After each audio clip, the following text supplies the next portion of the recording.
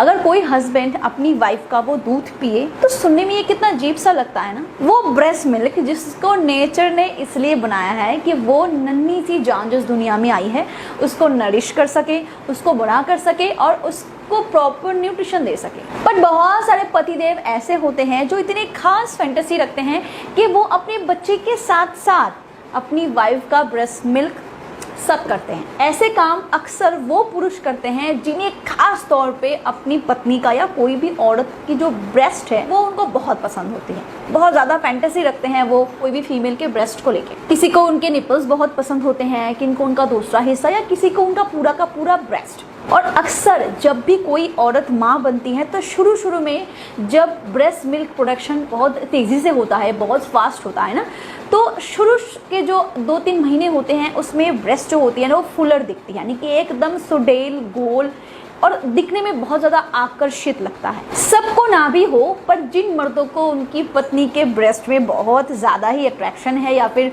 बहुत ज़्यादा वो इसकी फैंटेसी रखते हैं, उनके लिए ये बहुत ही आकर्षित साबित होता है।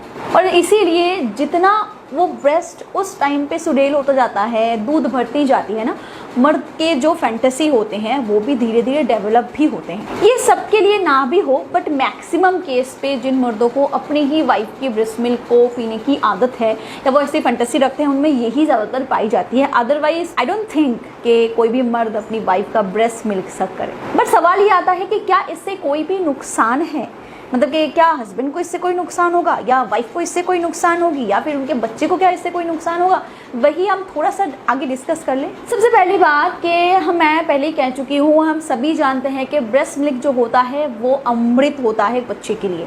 तो डेफिनेटली ब्रेस्ट मिल्क में जहर तो होता नहीं है कि वो उन पतिदेव के लिए जहर बन जाए या कोई भी उनको नुकसान दे, बल्कि ब्रेस्ट मिल्क जो होता है वो न्यूट्रिशन से भरा होता है।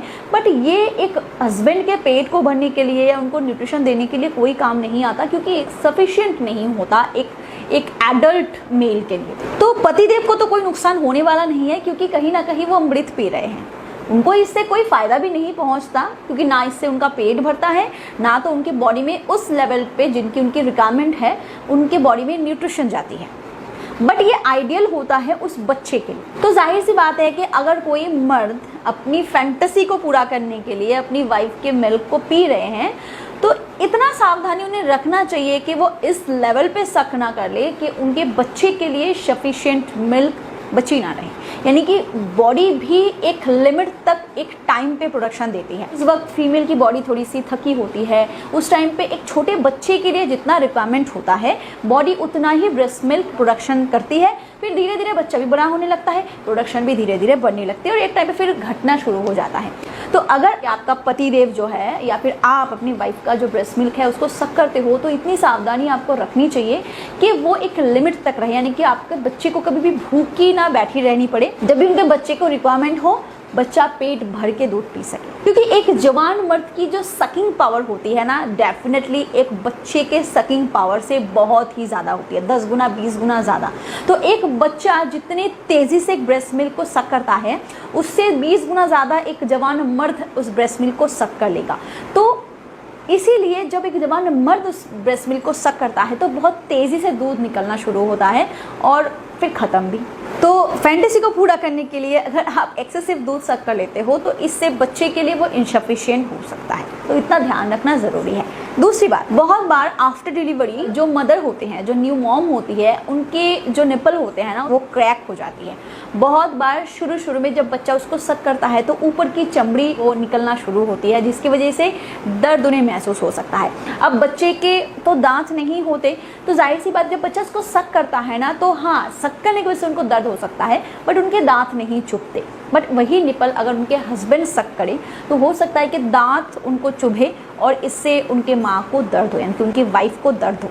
तो इन कुछ चीज़ों का ध्यान रखना बहुत ज़रूरी है कि इतना ब्रेस्ट मिल्क मत पी जाओ कि आपके बच्चे के लिए वो इनसफिशिएंट हो और अपने वाइफ के हेल्थ का भी ध्यान रखना ज़रूरी है कि अगर उनके निपल में जो स्किन है वो अगर रिमूव हो रही है या फिर क्रैक निपल की उन्हें प्रॉब्लम हो रही है या फिर कहीं भी ब्रेस्ट में दर्द है जो कि एक्सेसिव प्रोडक्शन से हो सकती है, तो उस टाइम पे अगर आप ब्रेस्ट मिल्क को सक कर लेते हो ना तो ठीक है। क्योंकि अगर मैं बात करूँ एक न्यू मॉम के केस में, तो बहुत बार ओवर प्रोडक्शन से ना गांठें आ जाती हैं, फिर हमें पंप करके निकालना पड़ता है, क्योंकि एक्सपीरियंस मैं कर चुकी हूँ जब मेरी डिलीवरी हुई थी।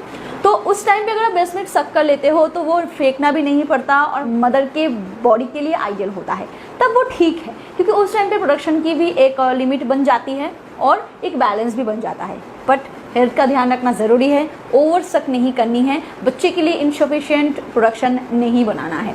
तो इन चीज़ों का ध्यान रखें, अदरवाइज अगर आप ध्यान से चलते हो माँ को नुकसान होगा और ना आपको नुकसान होगा।